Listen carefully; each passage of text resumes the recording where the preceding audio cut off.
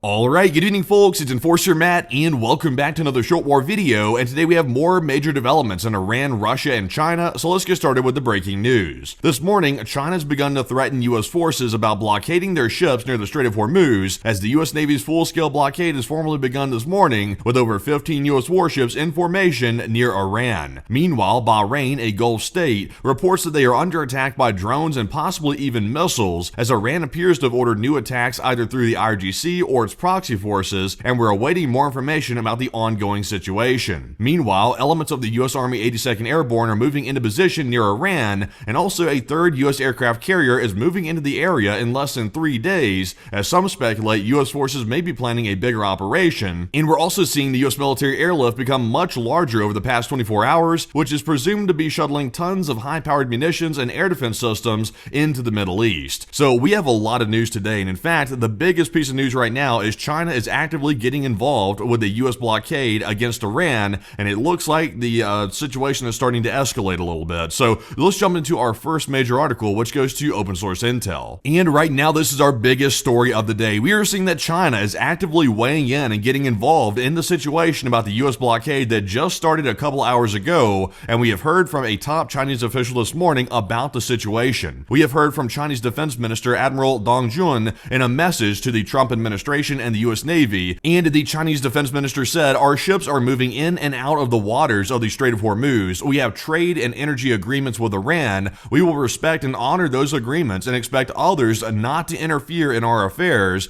Iran controls the Strait of Hormuz and it is open for us." Which does also confirm to everybody that, once again, Iran was letting these Chinese vessels go in and out of Iran freely with no obstructions whatsoever, and that we had known that for a while. So when the US was claiming that no ships were getting through, and also Iran was blockading them all, that was simply not the case, and China was still getting their oil. As you can see right here, that's confirmed by the Chinese defense minister. So the big deal is, right here, this defense minister is now directly telling the United States to get the hell out of the way, or otherwise there might be something that happens out of this. So that's a pretty big deal, and this is very quick, by the way. The Chinese are weighing in very, very fast after this blockade just started a few hours ago. And also, we are not just hearing from the Chinese military, we're also hearing from the Chinese diplomats as well. And moving into our next one here, which goes to Evelina, we have seen that apparently China is, their full attention right now is on the blockade completely at this point, and we're seeing that apparently a foreign minister spokesperson out of China has also made a statement as well. This is according to a mainstream media outlet.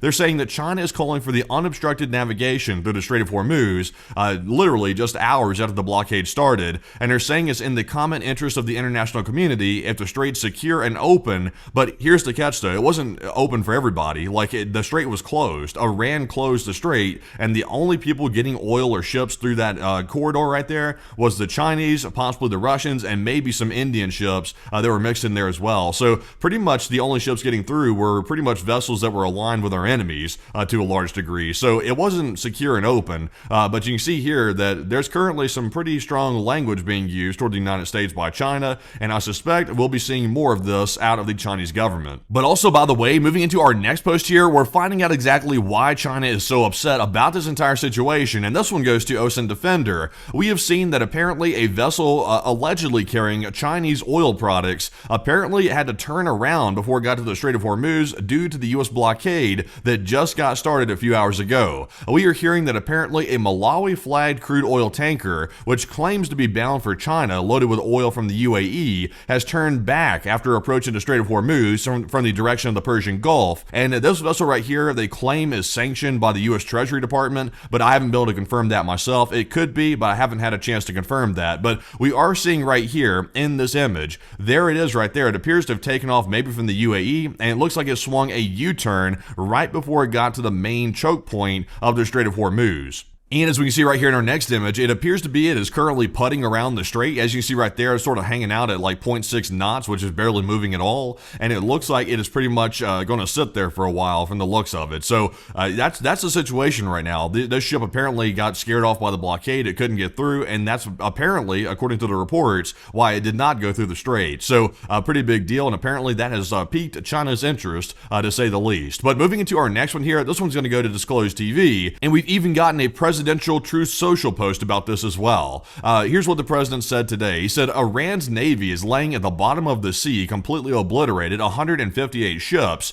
and what we have not hit are their small number of what they call fast attack ships, because we did not consider them much of a threat. And also, plot twist, by the way, the reason why they haven't hit those, the real reason why, is because they currently keep those things in hardened shelters. That's why they can't hit them. But they said in the post, warning, if any of these ships come anywhere close to our blockade, they will be immediately eliminated using the same system that they used against the drug dealers on the boats at sea. I assume he's referring to near Venezuela. He said it is quick and brutal. And he also said, P.S. 98.2% of drugs coming into the U.S. by the ocean or sea have stopped, which is completely a different situation, by the way. But as you can see here, the president's apparently worried about the fast attack ships that Iran has, and he's currently saying that the U.S. Navy is going to knock them out of the water if they see them coming anywhere near the blockade. So this suggests to me that they're expecting Iran to try to attack the blockade. So we'll have to see exactly what Iran is planning here, but that's the current claim right now out of this post. So we'll have to see where this goes, but we could be seeing some pretty big escalations coming up here in the near future. Also, moving into our next post here, this one's going to go to Insider Paper, and we've also gotten some more details, because apparently when the U.S. blockade started a couple hours ago, the U.S. Navy sent out a whole bunch of pamphlets and informational statements to mariners and people that were involved in the sea trade. So apparently they sent one out as well, and it caught the wind of the UK MTO, it looks like. They're saying here that neutral vessels currently within Iranian ports have been granted a limited grace period to depart, and it'll be specified in the announcement, apparently, that's going out from the U.S. Navy. So according to what we're seeing here, it looks like there's a small grace period to let some ships out of the area, but we'll have to see where this goes. Some people are speculating that the U.S. is going to try to bluff their way through this blockade, and then they'll try to back off of it once China starts putting pressure on the United States. We'll have to see how this turns out, because right now China's getting involved very, very early. So they're taking a very active approach to this, and we'll have to see how it goes, because in order for the U.S. to enforce the blockade, they will have to seize or fire on Chinese vessels, and that could lead to a sketchy situation. So we'll just have to see. But moving into our next post here, we also get some more details about exactly what this U.S. blockade looks like. And according to reports, there are more than 15 U.S. warships in place to support the blockade. Apparently, the aircraft carriers involved, there's multiple guided missile destroyers, an amphibious assault ship, and several other warships that are forming this blockade right here. And also, obviously, they do have helicopter capabilities, and they are able to marshal these commercial vessels and hold them into specific holding patterns. So it's a full-on blockade. It's a real deal. And right now there's 15 U.S. warships that are currently enforcing that near the exit of the Strait of Hormuz. So it is the real deal. It's not a phony. It's not a fake. So it's real. But moving into our next one here, this one goes to open source intel yet again. We've also heard some more wild statements coming out of Iran about this situation, and the Iranian military spokesman said today that if the U.S. imposes a blockade, which plot twist they have, then Iran says it will decisively implement a permanent mechanism to control the Strait of Hormuz. Now, I will say that right there is complete bluster. There's no way for Iran to exact some new measure to control the strait. They're already controlling it as it is, and they're already pretty much have it under their leverage at this point. So there's nothing more that Iran could really do. So whatever they're talking about here is completely bogus, whatever they're talking about. So that is what it is. More propaganda coming out of Iran, and they're probably trying to figure out what they're going to do about the U.S. blockade. That's probably what they're thinking about, and we'll have to see. They could be referring to mines. I guess that's one thing they could be referring to. But as we're aware right now, there's already mines in the Strait of Hormuz. So, if that's what they were talking about, that's really not new. But moving into our next one here, this one goes to Yaroslav Trofimov. And while the entire situation with the blockade is happening, right now we're seeing that Iran or its proxy groups, one or the other, is starting to attack the Gulf states again, and it looks like Bahrain is the main target of this attack. We are seeing that apparently the ceasefire is not holding well when it comes to Bahrain, because we have heard from an official that apparently Bahrain intercepted 7 drones in just the past 24 hours, while the ceasefire is allegedly still in place with the Gulf states, Israel, and everybody else included. So we are seeing here that apparently they are still shooting down drones,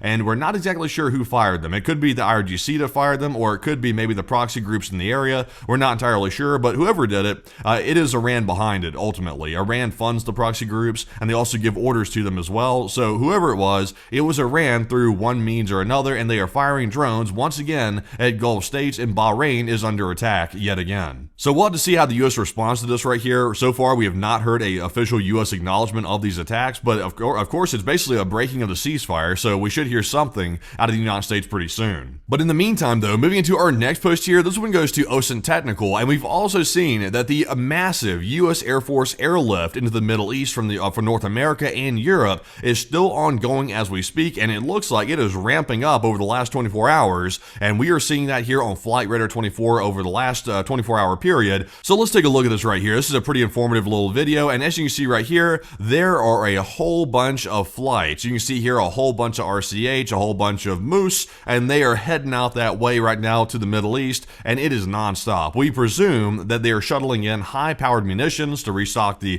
forces in the area, and also they're probably bringing in more air defense for the Gulf states when the missiles start firing once again, so that way they can defend themselves properly. So as you can see, it is a very, very busy last 24 hours, indicating that war is coming yet again, and that's proof of it right here in this little video. But moving on from this though, and moving into our next one, this one is going to go to Visegrad 24. And we can also see another U.S. preparation for probably increased war efforts, I would imagine. We're seeing that a third U.S. aircraft carrier, the USS George H.W. Bush, has reportedly crossed the Strait of Gibraltar and is expected to arrive in the area of U.S. operations near Iran within 3 to 5 days, potentially before the end of the current ceasefire. So we believe it will be arriving. We believe it will be in about 3 days or so. And in addition to this aircraft carrier arriving, which was expected, we are seeing that elements of the 82nd Airborne of the U.S. Army are starting to move into place as well. So if the U.S. is planning something, the pieces are starting to come together as of the next couple of days. So we could be seeing something imminently, possibly in addition to the blockade. We'll just have to see, but that right now is the force movements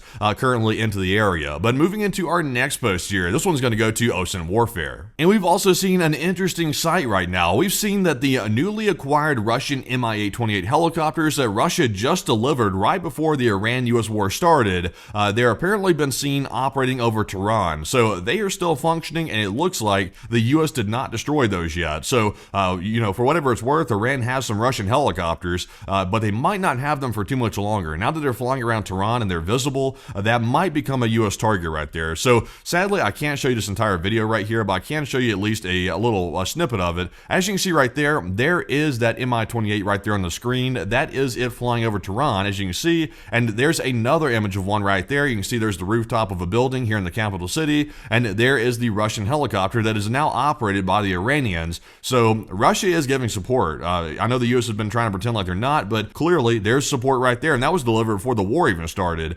So that's also proof that Russia is involved in one way or another, giving intelligence, munitions, helicopters, etc., that we can see right here in the video. But moving into our next post here, this one's going to go to War Translated, and we also have some news here. We have some pretty decent news about Hungary, because remember, yesterday, Viktor Orban got defeated after about 16 years in power.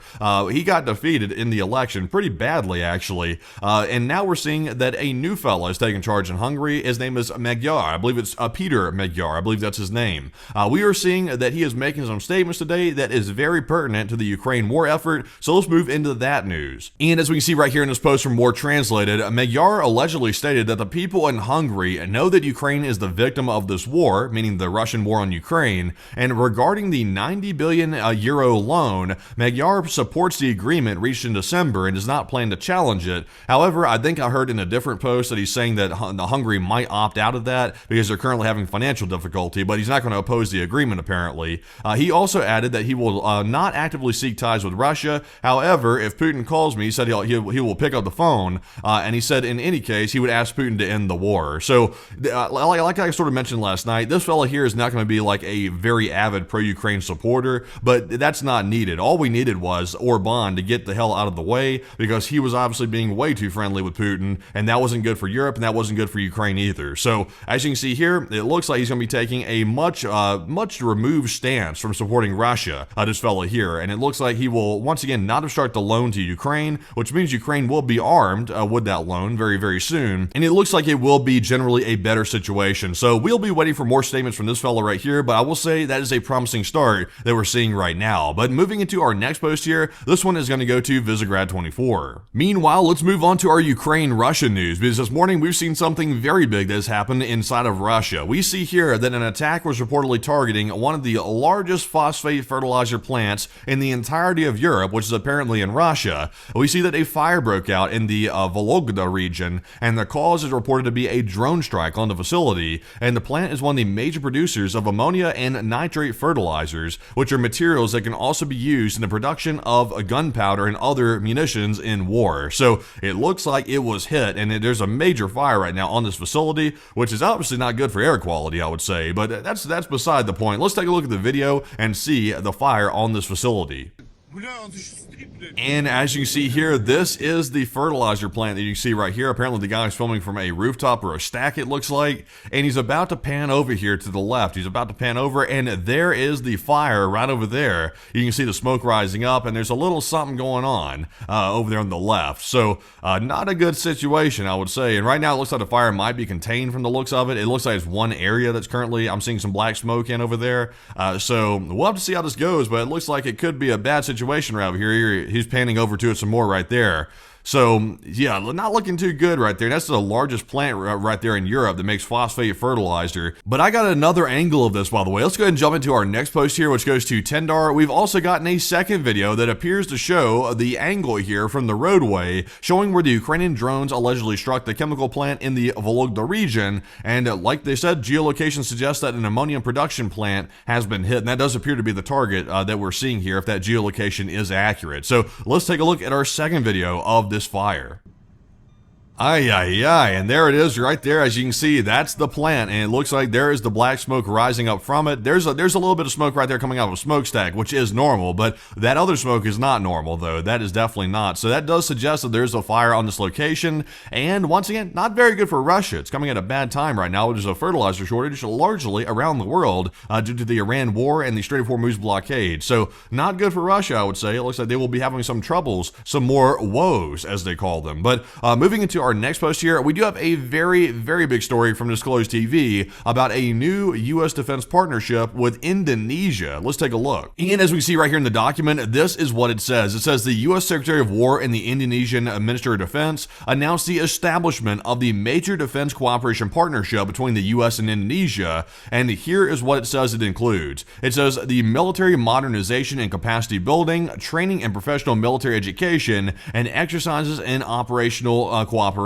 So it looks like we have a brand new defense cooperation agreement, which is quite interesting, and that is something we will be watching. We'll be seeing how that turns out, and if it pisses off any other larger nations that may not like that. So we'll just have to see, but that right now is a brand new partnership that was just announced. But moving into our next article here, we also have another one from Open Source Intel. And this is actually a fresh piece of news. I just added this right before I was about to stop filming the video right here. This is another piece of news. We have heard that the United States president's apparently made another statement about Cuba, and he's been saying this a lot, and it looks like he might have repeated it again according to this post right here. Apparently, from what they're saying, he said, we're going to do this, meaning Iran, and we may stop by Cuba after we're finished with this. So we don't know when the Iran war situation is going to be finished, by the way. There's no timeline on that. And also, right now, Cuba, I mean, that seems to be a very low priority at this point. Right now, we're in a bit of a crisis right now with Iran and the Strait of Hormuz. So I don't think anybody really cares about Cuba. I think Cuba might be a side note at this point because we're in a bit of a quagmire right now with Iran. So it'd probably be best to stick to what we got going on right now, since we couldn't pull this one off quite really smoothly. So, you know, Cuba may be coming soon, but we'll have to see. That's currently the statement right now from the United States officials. But with that, folks, that is actually our last piece of news of the video. So if you found today's video informative and found it to keep you up to date, go ahead and smack that subscribe button to get notified of our most recent uploads when we put them out. And also smack the like button too to let us know you enjoyed the video. And we do appreciate all the kind words in the comments as well. And these days, there is comments galore, thousands of comments on the videos. And some say it's the most comments they've ever seen. Some say that the comments are just, we're tired of winning with the comments. There's so many comments out there. It's just really crazy. But we do appreciate that nonetheless. And we will see you all tomorrow night at 10 p.m. Eastern to cover the rest of the news throughout today and tomorrow. And we'll see you on that live stream tomorrow night at 10 p.m. Eastern right here on YouTube. And also, if you want to support our channel financially, you can do so through our Patreon page, and the link is in the description below for Patreon, and you can go over there and sign up for even a $5 or $10 a month membership. Any amount helps the channel tremendously, and you help to keep funding our work and keep us on the air and allow us to do this as a full-time job, that is. So we do appreciate that, and we will see you all once again tomorrow. And if something crazy does happen by happenstance, we will try to go live on an emergency stream. But in the meantime, though, we are going to take our Monday off. Today's a day off, but as you can tell, though, we are still working on Monday. That's a crazy thing. When you're doing this full time, you still gotta work. It's a Monday, you don't have a day off, okay? But anyway, so we will see you all tomorrow. And with that, bye bye for now.